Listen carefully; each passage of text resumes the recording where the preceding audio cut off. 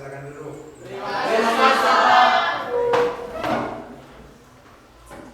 Bagaimana siang hari ini, masih semangat? Syukur, alhamdulillah. Itulah yang kita harapkan karena sekolah itu harus dinikmati dan harus tetap semangat dalam mengikutinya. Kalau misalnya kita tidur di dalam kelas, sama halnya dengan tidur di rumah, kita tidak dapat apa-apa. Ya, German?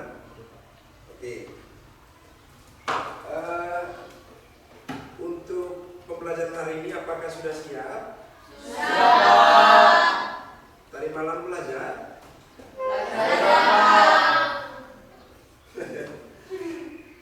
Ya, mudah-mudahan informasi yang saya terima ini adalah informasi yang benar dan memang seharusnya seperti itulah kita sebagai pelajar harus belajar. Baik, sebelum kita lanjut, kita seperti biasa mengecek hadiran dulu. Nanti ketua kelas atau sekretaris menyampaikan berapa orang yang tidak datang beserta alasannya.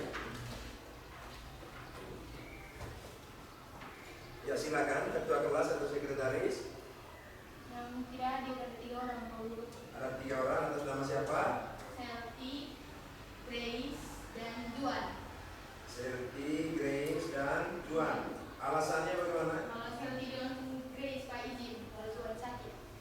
Oke. Selti izin, kemudian Grace Sayuti izin. Juan Bui sakit.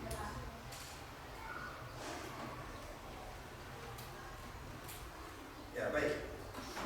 Selanjutnya kita berdoa dulu supaya kita punya pertemuan pada hari ini diberkati oleh Tuhan sehingga apa yang kita dapat bisa berguna bagi kehidupan kita. Satu orang bantu saya untuk dipimpin doa. Silakan. Siapa yang bisa berinisiatif? Ya, Iren, silakan.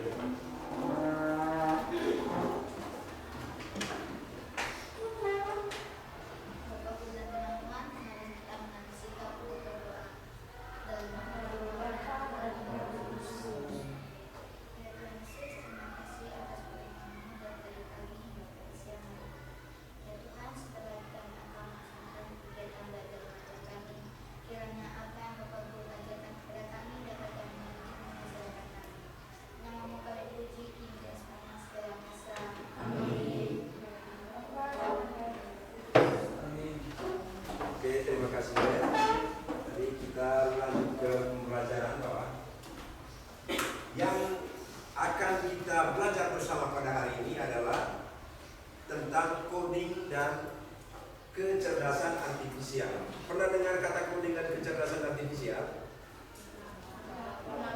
Pernah? Baik, apa yang kalian pernah dengar tentang coding dan kecerdasan artifisial itu? Ya, silakan Dedi. Kalau coding saya tidak begitu jelas, tapi kalau coding setahu saya itu kumpulan angka yang bisa membuat satu desain, contohnya desain website. Dan kalau kecerdasan artifisial itu sama saja dengan AI, artificial intelligence dalam bahasa Inggrisnya. Yang itu tuh kayak suatu program yang bisa membantu manusia seperti yang kita gunakan sehari-hari, Gemini, DeepSeek, atau tidak ChatGPT. Oke. Baik, terima kasih, jawabannya bagus. Ada lagi? Ada lagi yang pernah mendengar mungkin pada saat di rumah, pada saat di kos, ada orang yang mengatakan coding atau kecerdasan artifisial. Firman pernah? Oke. Baik, benar sekali seperti yang dijawab oleh Lady tadi bahwa coding itu kumpulan angka-angka, kumpulan coding. Sebenarnya tidak mesti angka-angka ya. Tidak mesti angka-angka. Coding itu kumpulan instruksi berupa berbagai karakter. Nanti di dalam itu ada angka, ada tanda baca dan lain sebagainya. Itu tujuannya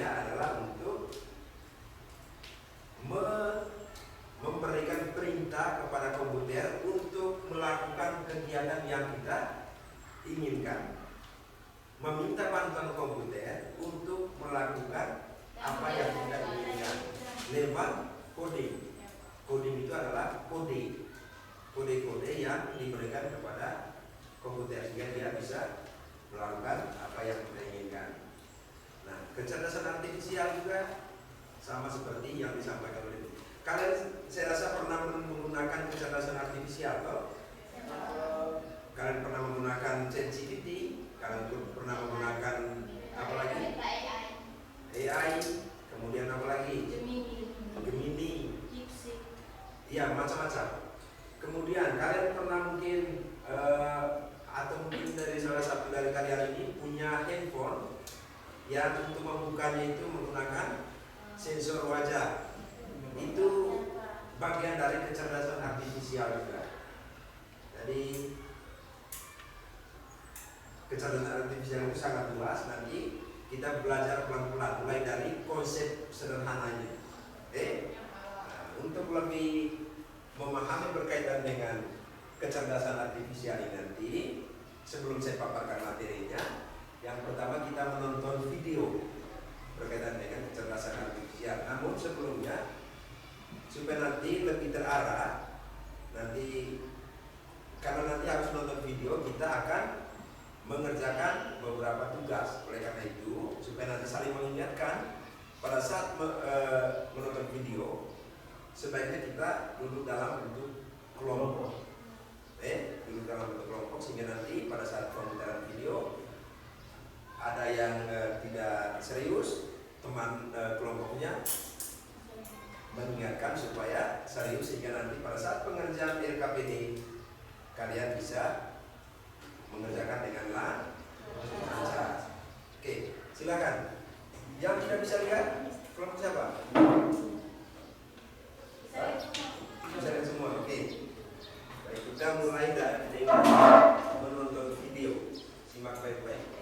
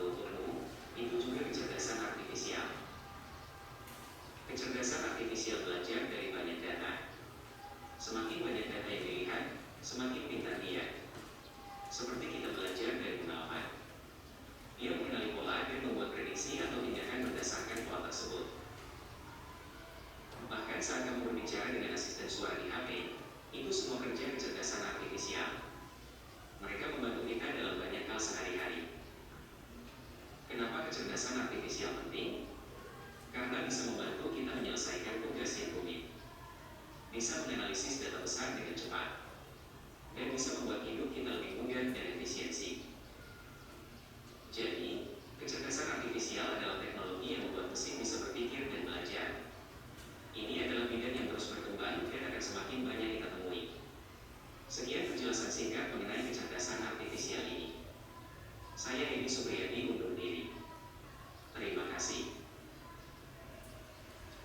Cukup jelas berkaitan dengan kecerdasan artifisial yang dipaparkan dalam video tersebut. Jadi yang kalian jawab tadi adalah kebenaran dari apa yang menjadi pengertian dari kecerdasan artifisial. Nah, untuk lebih memperjelas lagi berkaitan dengan kecerdasan artifisial tersebut, kita lihat ringkasan materi berikut ini. Yang pertama, yang coding itu seperti yang sudah dijawab tadi adalah cara memberi perintah kepada komputer supaya melakukan sesuatu. Jadi caranya itu dengan memasukkan kode, tanda koma dan lain sebagainya, tanda apapun. Jadi untuk coding ini yang disampaikan oleh Randy tadi adalah angka-angka itu sebenarnya bahasa pemrograman namanya. Bahasa pemrograman, ada Python, ada JavaScript dan lain-lain. Nah, ini semua kaitan dengan kecerdasan artifisial. Nah, ini semua kalau misalnya kalian belajar yang di Rupa, ini dibuat manual. Tetapi dengan kehadiran kecerdasan artifisial, coding bisa dibuat di internet dengan bantuan kecerdasan artifisial.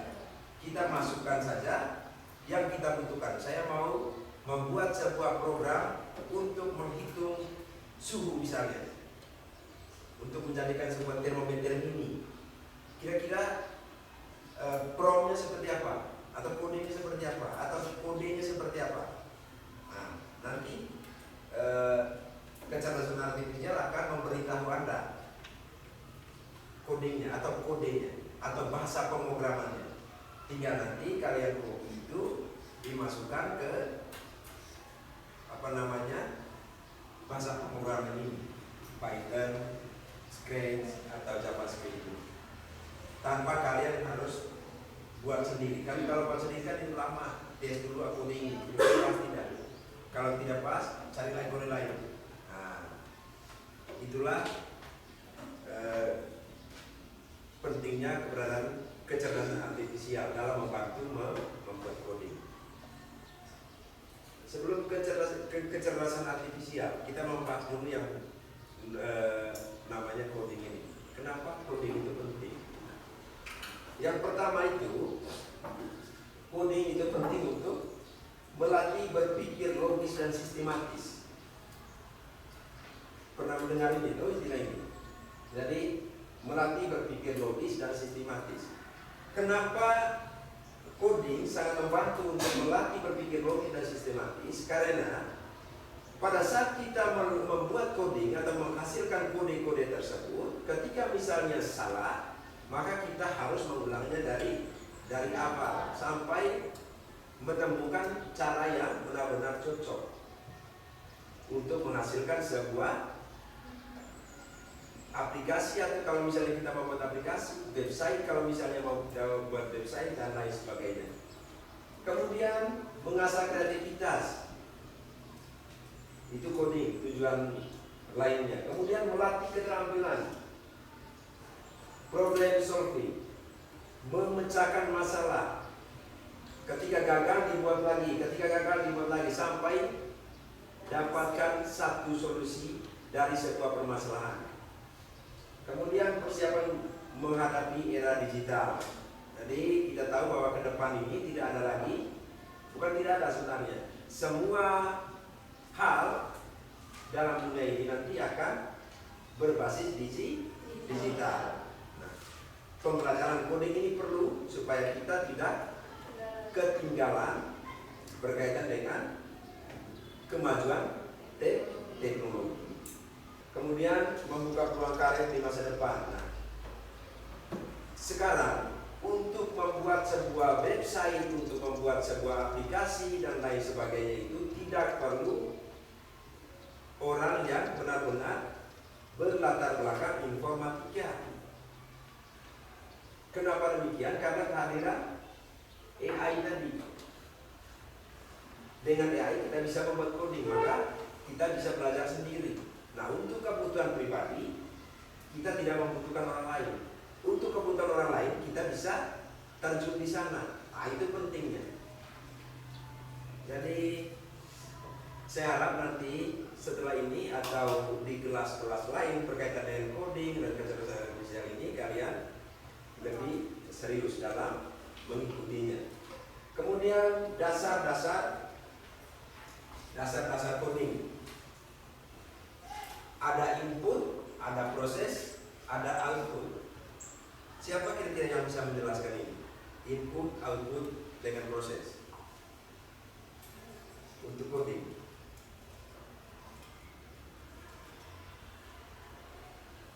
Ada? Sederhananya begini, input proses sama kayak kalian misalnya mau mengetik sesuatu di komputer, kalian tekan tombol A, maka di dalam muncul A. Nah, bedanya dengan coding ini, pada saat kalian tekan kode, karena di sini kan kalau misalnya kalian mau menulis sesuatu, apa nama dari apa nama ibu kota dari Indonesia misalnya, nah, di dalam itu muncul tulisan apa nama ibu kota dari Indonesia. Nah, kalau coding dia tidak langsung seperti itu. Kita masukkan dulu kodenya, apapun kode yang kalian masukkan, kemudian dia memproses. Oh, kode ini tujuannya untuk menghasilkan ini. Jadi inputnya itu berupa apa tadi? Inputnya berupa apa kira-kira dalam kode? Input.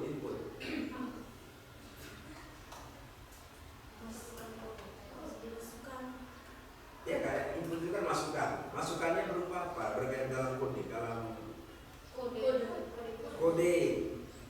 kode khusus atau bahasa pemrograman. Kemudian diproses. Kode-kode tersebut diproses hingga menghasilkan output sesuai dengan yang kita inginkan. Ini adalah contohnya. Nanti untuk lebih memahami berkaitan dengan contohnya, nanti ada tugas kedua nanti mungkin sekitar bulan November baru saya kasih tahu. Lalu kita masuk ke kecerdasan artifisial. Coba baca.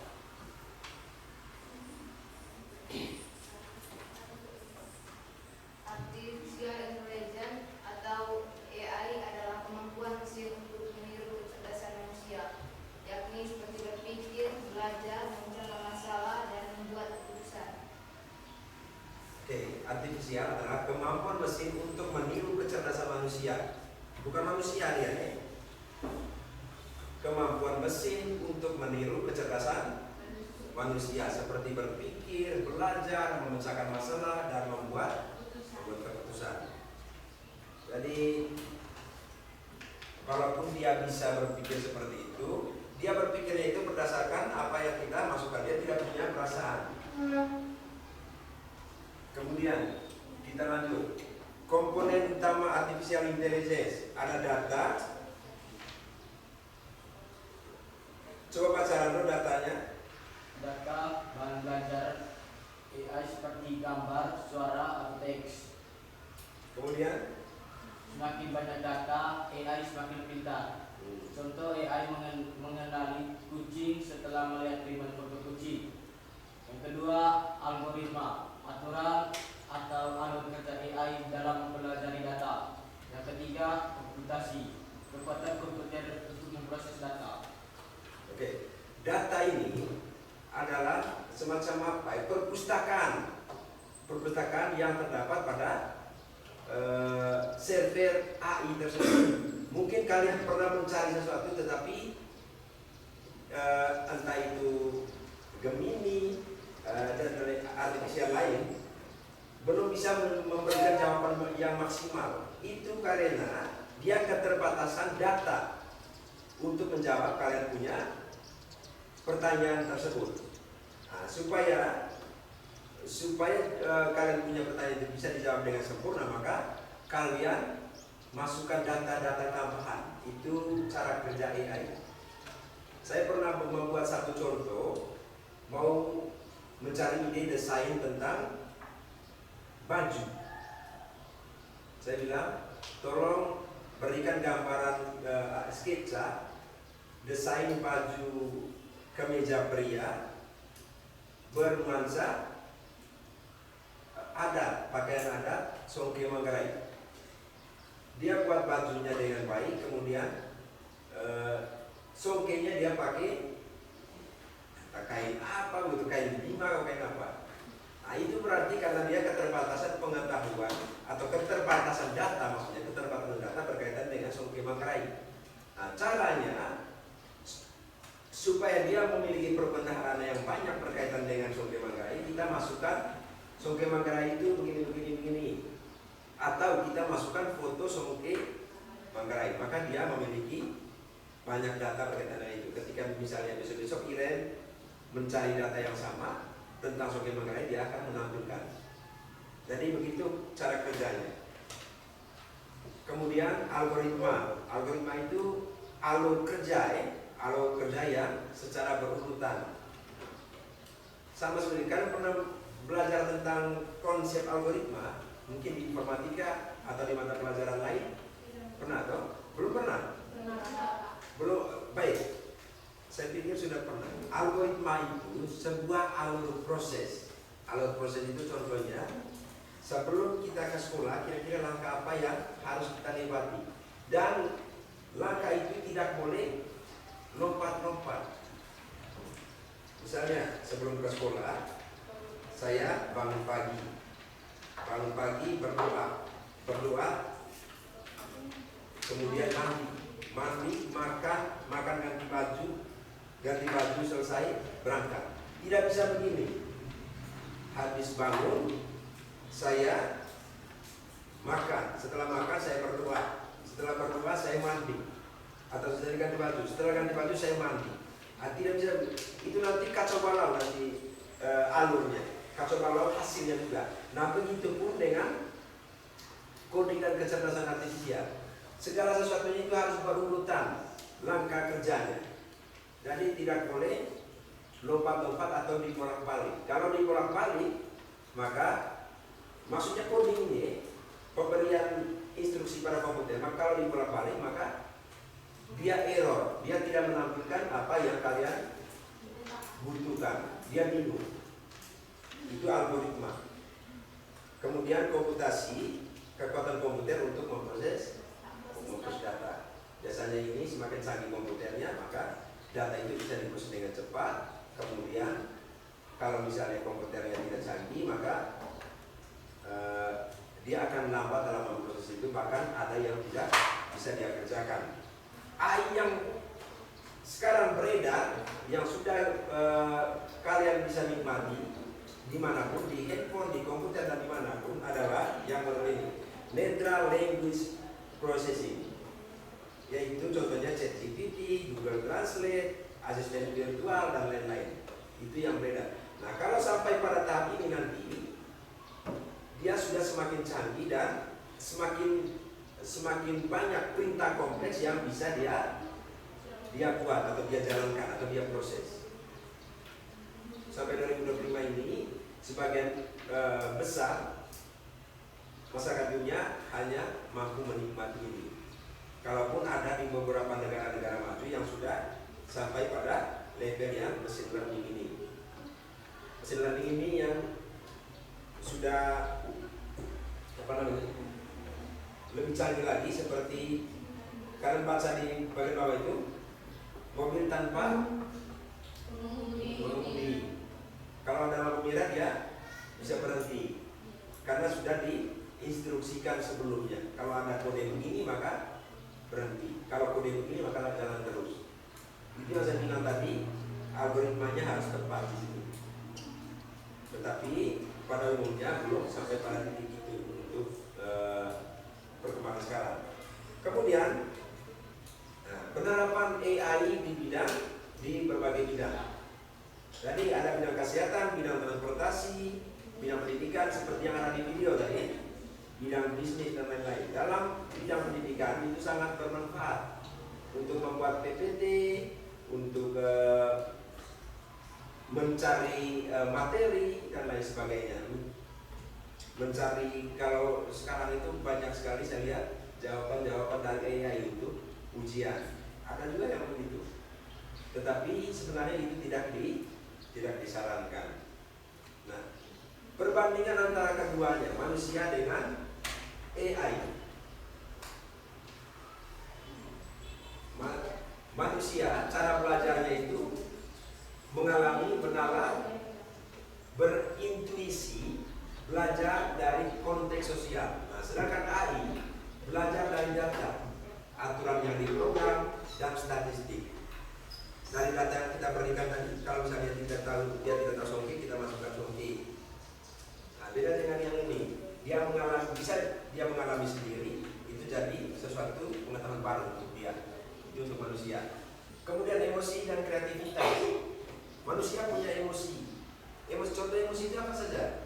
Marah, sedih, kecewa, Bahagia. Ready? Satu. marah, sedih, bahagia. Oke. Kemudian AI dia tidak memiliki emosi. Dia tidak memiliki emosi. Kemudian ada kecepatan. Ini perbandingannya. Manusia sedikit lambat, komputer itu ya dia cepat dalam memproses sesuatu. Kemudian ada kesalahan. Bisa salah karena semuanya bisa salah ya. Manusia dengan AI.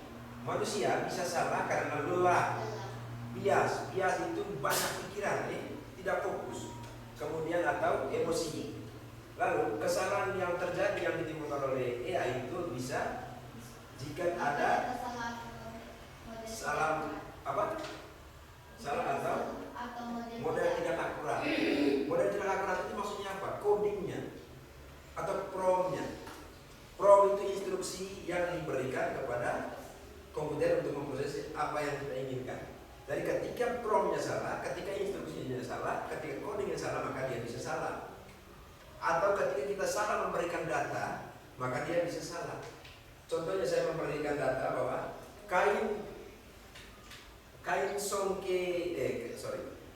kain adat daerah Ende itu modelnya seperti ini. Saya menggambarkan tentang Songke Manggarai. Dan ketika misalnya hanya saya saja yang memberikan instruksi tersebut pada komputer atau pada internet atau apapun, maka informasi yang diterima jadinya salah. Nah, ketika ada orang-orang besok-besok yang menanyakan tentang kain adat Ende, maka dia menampilkan itu yang salah tadi. Karena salah input dari orang pertama yang memberikan informasi. Jadi kalau misalnya kita benar, dia akan memberikan jawaban yang benar, begitu ya. Kemudian kesadaran, manusia bisa sadar loh. Atau kalian tidak sadar? Bisa. Kalau AI dia tidak punya kesadaran, dia lakukan apa saja yang diperintahkan.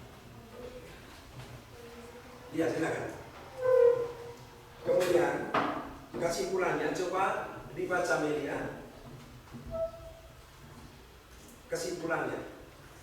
AI menurut cara berpikir manusia tetapi belum bisa menggantikan seluruh aspek kecerdasan manusia seperti emosi, kesadaran, dan intuisi. Manusia unggul dalam kreativitas, moral, dan empati, sedangkan AI unggul dalam kecepatan, skala data, dan otomatisasi. Masa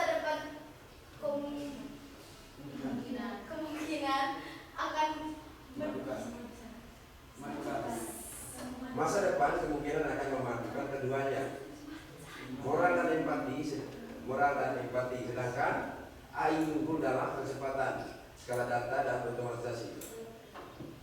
Jadi ini adalah kesimpulan, nanti kalian bisa baca sendiri. Kemudian masa depan dalam bidang pendidikan,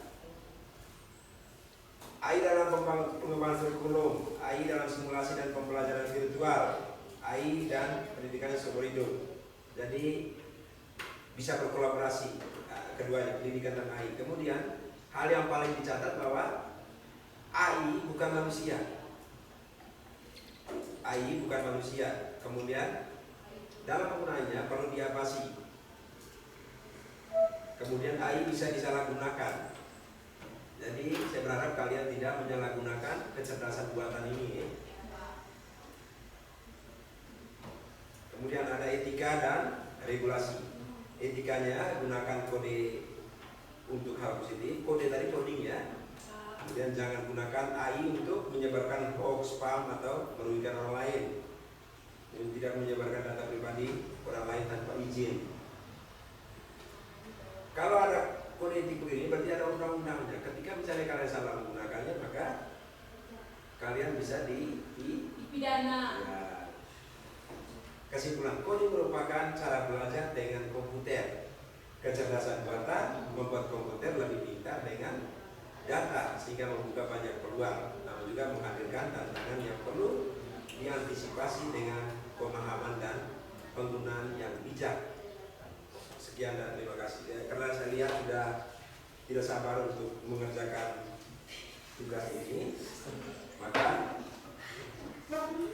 sekarang kita lanjut berdiskusi dengan kelompok masing-masing. Jadi ada 10 soal, kalian berdiskusi untuk mengerjakan 10 soal tersebut. Kemudian nanti dipresentasikan. Nanti waktu pengerjaannya itu sampai sekarang jam 13.00. Jadi pengerjaannya sampai 13.30. Setelah itu presentasi.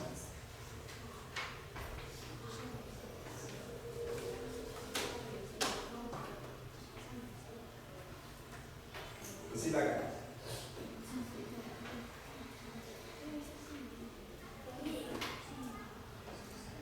Diskusi dalam kelompok, bukan buat sendiri.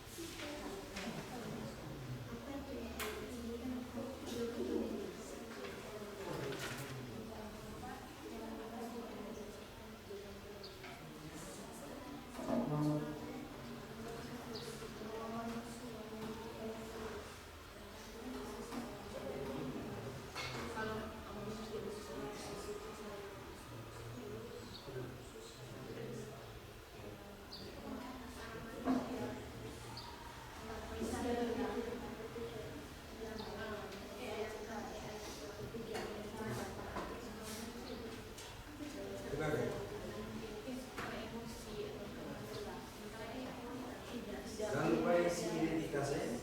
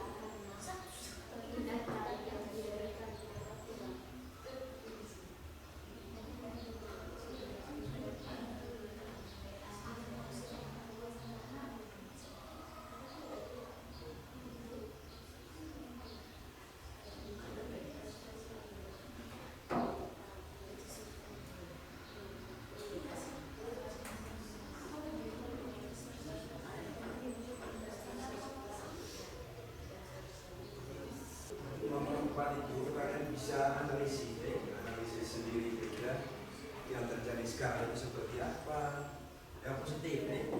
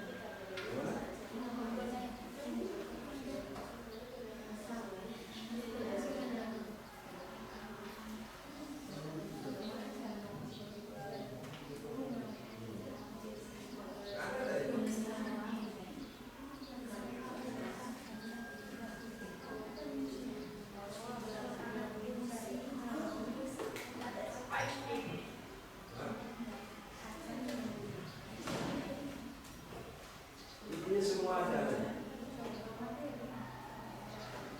Tahu? Iya Pak. Kalian nomor 6 mungkin. Iya Pak.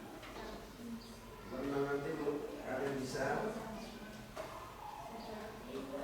jadi apa sih?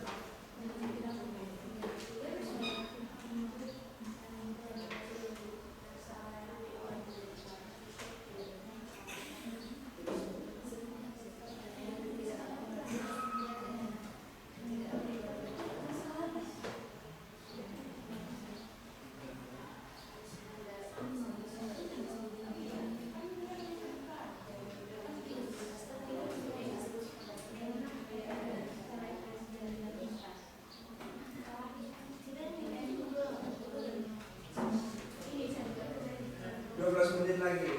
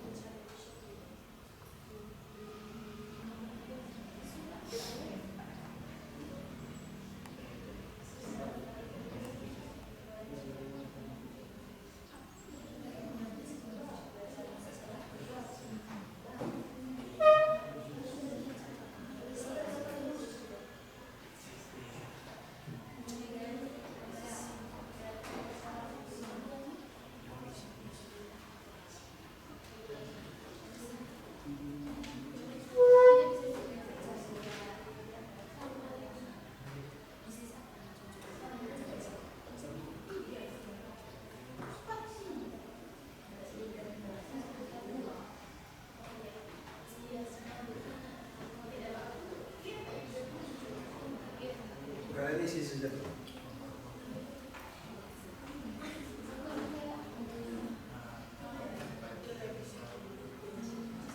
Ya, kami isi saja. Apapun yang kalian isi nanti, karena saya belum jelas.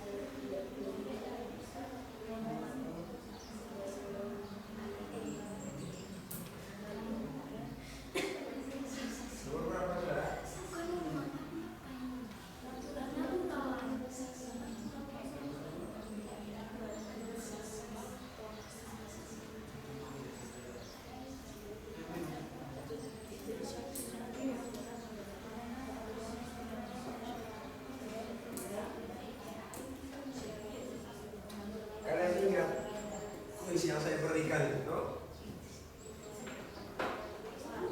Kuis yang saya berikan. Ayo, terus pertama, terus kedua, masih ya? Itu kan salah satu bagian dari penerapan AI. Dalam dunia, dalam dunia apa itu kira-kira? Dalam dunia apa itu kira-kira?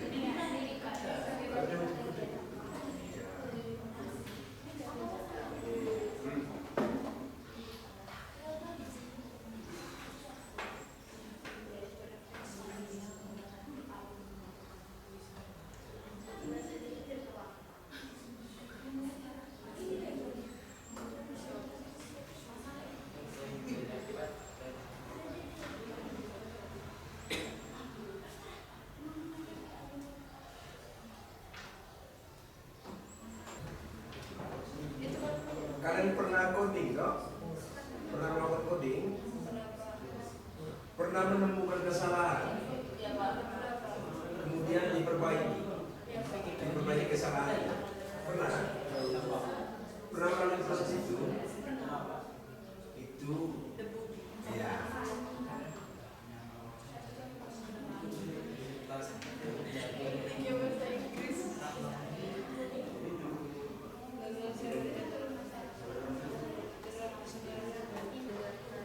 Sudah?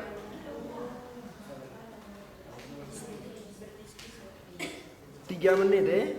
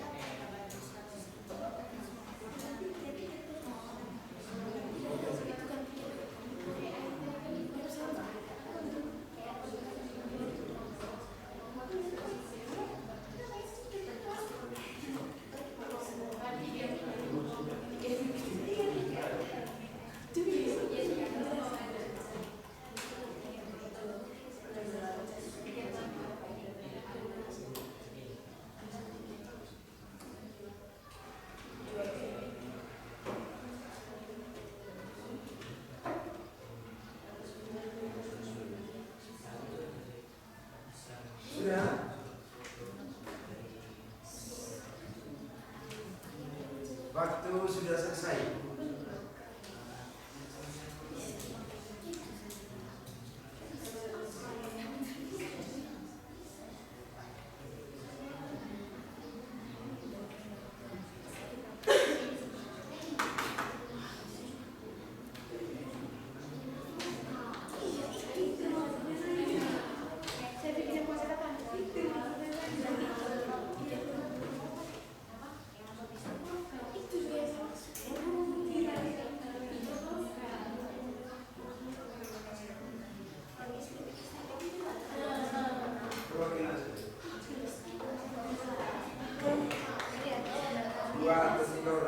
Dua atau satu orang.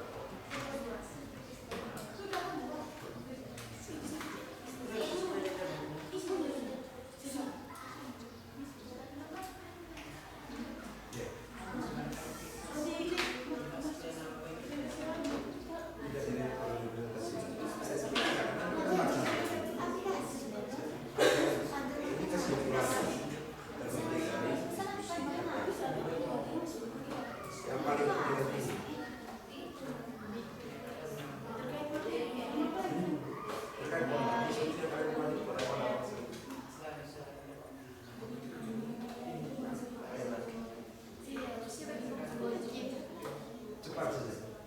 Tidak perlu pakai pikir lama. Siapa yang sudah selesai? Baik, stop sudah ya. Stop bekerja. Kita beri kesempatan kepada perwakilan kelompok untuk mempresentasikan hasil diskusi kelompok pada hari ini. Perwakilan saja, 1 atau 2 orang. Lalu kelompok yang lain mendengarkan dan siap untuk memberikan tanggapan kalau ada. Oke.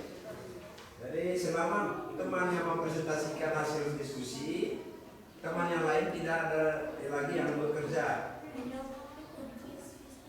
Sudah siap? Oke.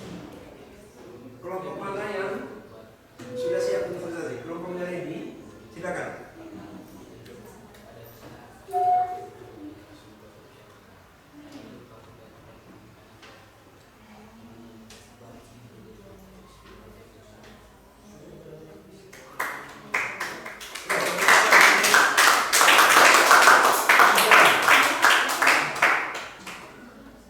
Selamat siang Pak Guru dan teman-teman.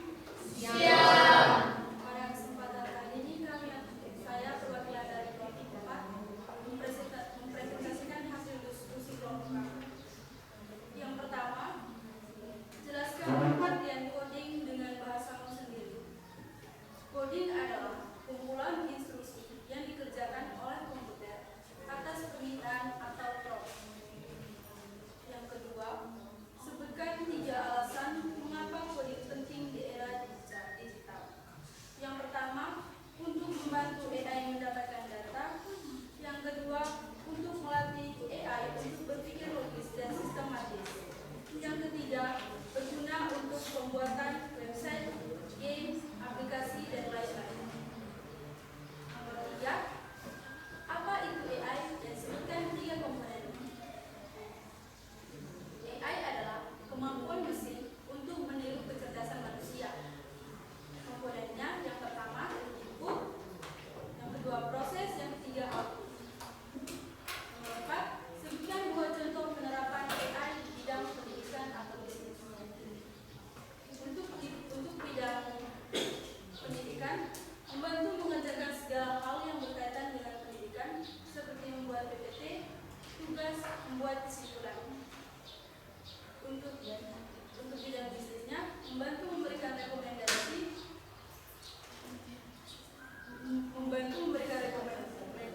barang yang dicari, contoh outfit perempuan atau shopper. Nomor 5, sebutkan 2 perbedaan utama antara kecerdasan manusia dan AI. Yang pertama, kepintaran manusia, kepintaran biologis, sementara AI didapat dari data yang diberikan. Yang kedua, memiliki perasaan, sementara AI tidak memiliki perasaan. Yang ketiga, mempunyai kreativitas alami, sementara AI kreativitas dapat dari data. Yang keenam, mengapa debug penting dalam proses coding? Agar buku dapat diperbaiki menjadi lebih baik. 7, sebutkan 2 cabang AI selain machine learning yang memberikan contohnya. Yang pertama, deep learning. Yang kedua, natural personal learning. Contohnya itu ChatGPT, MedAI, Google Translate, Gemini, dan asisten suara. Yang ke-8, berikan 1 contoh masalah etis yang mungkin timbul jika AI digunakan tanpa pengawasan. Jawabannya, AI Gemini. Contohnya itu bikin foto dengan idola. Hanya bisa mengambil data dari bukan AI-nya bisa mengambil data dari bukan kita. Yang ke-9, bagaimana cara AI menjadi lebih pintar? Seiring waktu. Jawabannya, saat manusia memberikan terlalu banyak data pada AI. Yang ke-10, bagaimana cara kamu sebagai siswa dapat menggunakan AI secara positif di sekolah? Jawabannya, dengan menggunakannya tidak berlebihan. Contoh, cari referensi materi atau cari sumber materi. Sekian dari presentasi saya. Jika untuk teman-teman ada tanggapan, silakan.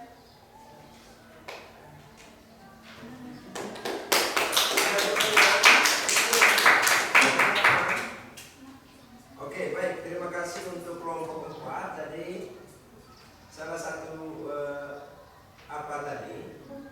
Nomor berapa tadi yang pilih 2 dari apa itu? NLP itu bukan natural language. Apa tadi kalian bilang? Natural personal apa? Learning. NLP itu natural language processing. Pak Guru, kami tadi tidak ingat yang satu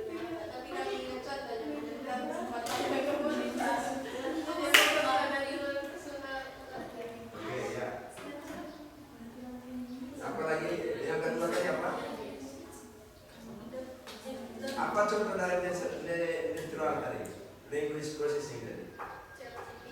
Ya. Yang satunya tadi apa? Deep learning tadi apa contohnya?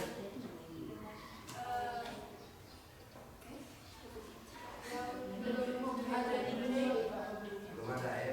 Sebenarnya ada beberapa negara maju yang ada. Contohnya kayak Ya. ini atau kayak sinar yang kita terbang. Ya. Itu intinya sudah sangat canggih.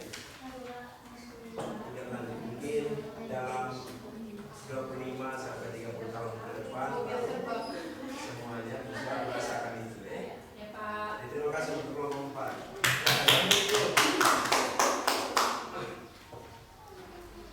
Kelompok berapa lagi? Yang sudah kelompoknya Alia.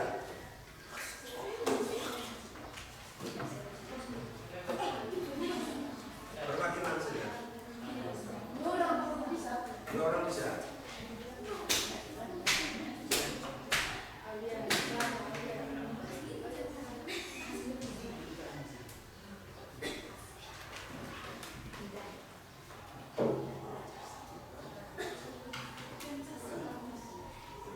Selamat siang teman-teman Rektor. Selamat siang. Saya dan Aulia adalah perwakilan dari kelompok 2 dan akan membacakan hasil diskusi kelompok kami mengenai materi yang telah dipaparkan Pak Felix.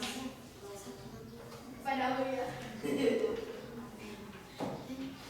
Nomor 1. Jelaskan pengertian coding dengan bahasa mesin. Jawab. Coding adalah sebuah proses memberikan instruksi menggunakan kode khusus yang dimasukkan ke komputer untuk melakukan tugas atau menjalankan perintah yang diberikan. Nomor 2. Sebutkan 3 alasan mengapa coding penting di era digital. Jawab.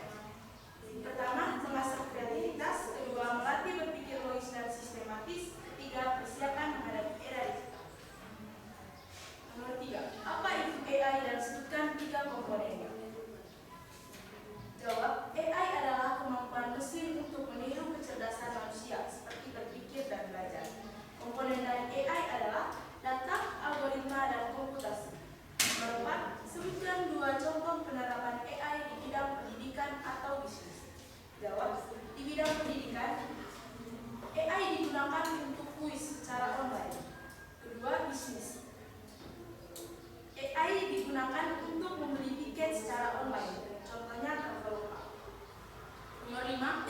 Sebutkan 2 perbedaan utama antara kecerdasan manusia dan AI. Manusia memiliki emosi, sedangkan AI tidak memiliki emosi. Sumber manusia adalah biologis, sumber AI adalah data. Kesalahan manusia karena emosi, sedangkan kesalahan AI karena data yang diberikan tidak akurat. Nomor 6. Mengapa debugging penting dalam proses coding? Jawab. Debugging adalah proses yang dilakukan untuk memperbaiki kesalahan saat penulisan coding. 7. Sebutkan 2 cabang AI selain machine learning dan berikan contohnya. Jawab. Yang pertama adalah deep learning dan kedua adalah natural personal language. 8. Berikan 1 contoh masalah etis yang mungkin timbul jika AI digunakan tanpa pengawasan. Jawab. Menggunakan AI untuk menjawab soal ujian. Nomor 9. Bagaimana cara AI menjadi lebih pintar seiring waktu? Jawab.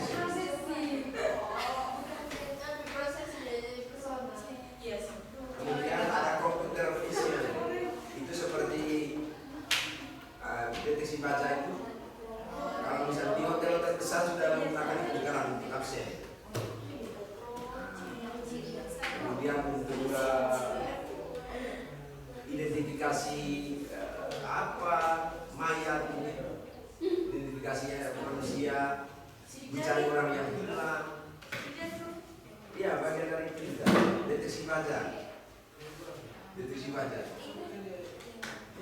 Iya, baik. Kalau sudah, silakan kumpulkan ke sini.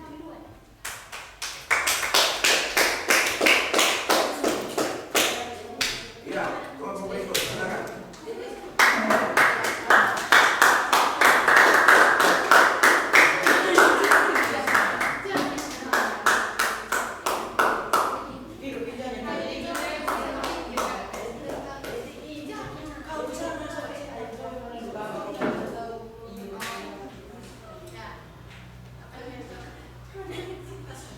Selamat siang Pak Guru dan teman-teman. Selamat siang. Terima kasih atas waktu dan kesempatan yang telah diberikan kepada kami.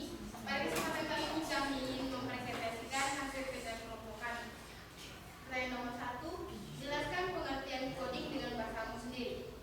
Menurut kami, coding adalah cara memberikan perintah pada komputer agar melakukan sesuatu sesuai dengan yang kita minta. Pertanyaan ketiga, sebutkan alasan mengapa coding penting di era digital. Yang pertama, untuk melatih berpikir logis dan sistematis. Yang kedua, mengasah kreativitas. Dan yang ketiga, persiapan menghadapi era digital. Pertanyaan nomor 3, apa itu AI dan sebutkan 3 komponennya. AI adalah kemampuan mesin untuk meniru kemampuan manusia. 3 komponennya yaitu data, algoritma, dan komputasi. Pertanyaan nomor 4, sebutkan 2 contoh penerapan AI di bidang pendidikan atau bisnis. Kalau di bidang pendidikan itu pertama, untuk mengerjakan tugas sama mencari materi, dan yang untuk bisnisnya itu menggunakan aplikasi Gojek. Terus pertanyaan nomor 5, sebutkan 2 perbedaan utama antara cerdasan manusia dan AI. Pertama, manusia memiliki emosi, sementara AI tidak memiliki emosi. Yang kedua, manusia bisa lelah karena kecapean, sementara AI bisa lelah karena data yang diberikan tidak akurat. Yang ketiga, cara berpikir manusia lambat, sementara cara berpikir AI sangat cepat. Yang keenam, mengapa debugging penting dalam proses coding? Jawabannya, karena debugging merupakan proses memperbaiki kesalahan dalam membuat coding. Yang ketujuh, sebutkan 2 cabang AI selain machine learning dan berikan contohnya. Jawabannya itu deep learning sama natural processing. Nomor 8, berikan 1 contoh masalah etis yang timbul jika AI menggunakan tanpa pengawasan. Jawabannya, menggunakan AI untuk mencari hal-hal yang berkaitan dengan 18+. Yang ke-9, bagaimana cara AI menjadi lebih pintar seiring waktu? Jawabannya itu, AI bisa menjadi lebih pintar jika manusia memberikan informasi atau data akurat dan lengkap, sehingga AI bisa memberikan informasi yang lebih akurat. Nomor 10, bagaimana cara kamu sebagai siswa dapat menggunakan AI secara positif di sekolah? Jawaban kami, sebagai siswa kami akan menggunakan AI secara positif seperti untuk mencari materi atau mengerjakan tugas.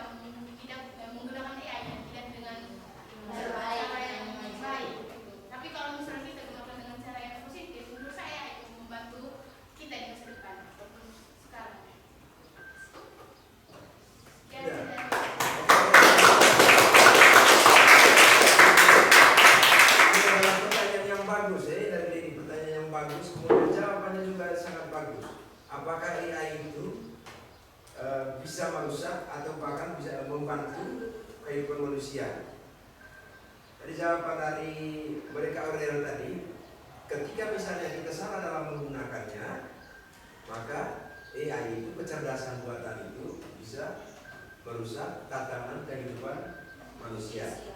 Makanya gunakan AI ini dengan bijak dan jangan sampai semua hal itu digantikan dengan AI. Contoh dalam penerapan AI untuk anak sekolah, jangan pernah sesekali misalnya ketika misalnya ada soal ujian atau soal apapun kalian menggunakan AI, karena itu nanti menghambat kalian punya daya pikir. Kalian nanti tidak bisa berpikir lagi untuk di kemudian hari.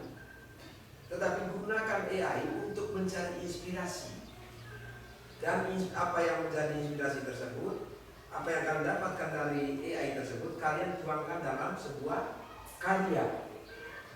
Nah, sehingga kolaborasi antara keduanya AI dengan manusia, kecerdasan manusia itu tetap terjalin. Tidak hanya satu orang saja atau tidak hanya satu pihak saja yang bekerja atau berkembang. Ketika misalnya kalian selalu menggunakan AI, maka yang paling maksimal perkembangannya itu adalah AI. Karena dia semakin banyak data yang dia terima, dia akan belajar dari data. Sementara kita kekurangan kreativitas. Gunakan untuk hal-hal yang bermanfaat dan yang bisa meningkatkan kreativitas. Itu poinnya ya. Terima kasih untuk kelompok 3 ini. Lalu kita sampai pada kelompok yang terakhir. Silakan.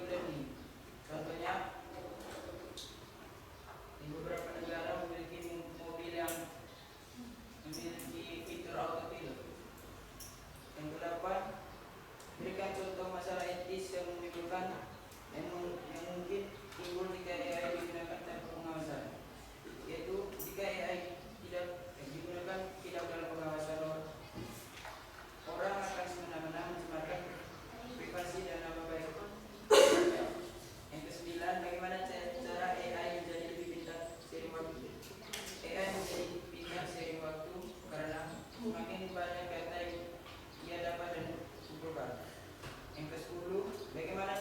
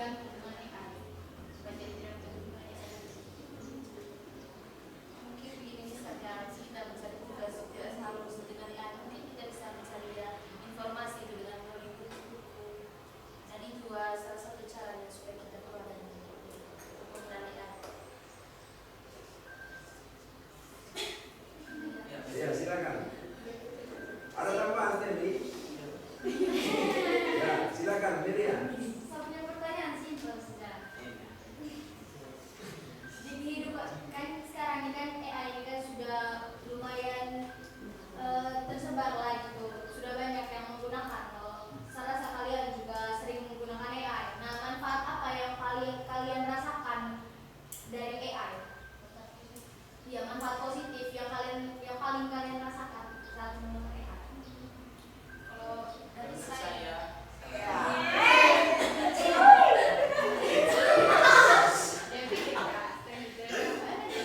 Ya lanjut. Oh iya, saya harap per orang. menurut saya hal positif yang dapat kita ambil dari AI yaitu membantu kita dalam mencari hal-hal yang belum kita pahami. Contohnya kalau misalnya kita belajar dari materi ada kata-kata atau belajar yang belum kita pahami, kita bisa menggunakan AI untuk membantu kita mencari informasi. Kalau dari saya itu manfaat positifnya itu bisa menghemat waktu juga. Mungkin ini kalau misalnya ada tugas terus bisa banyak tugas terus kita bingung mau cari waktu di mana. Mungkin kalau cari di buku agak lama, mungkin kita bisa melakukan itu dari AI. Jadi pekerjaan yang kita itu cepat terselesaikan. kalau dari saya terus, Ya.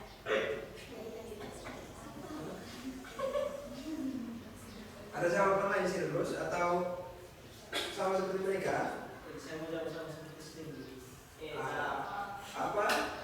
Perlu ada jawaban lain? Hah? Tidak ada? Oke, baik. Terima kasih kepada kelompok 1.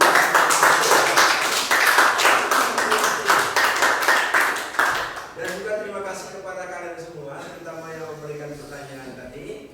Itu adalah pertanyaan-pertanyaan kritis yang sampai Stanley sedikit kewalahan dalam menjawab. Satu yang pasti bahwa kita tidak boleh terlalu bergantung pada AI.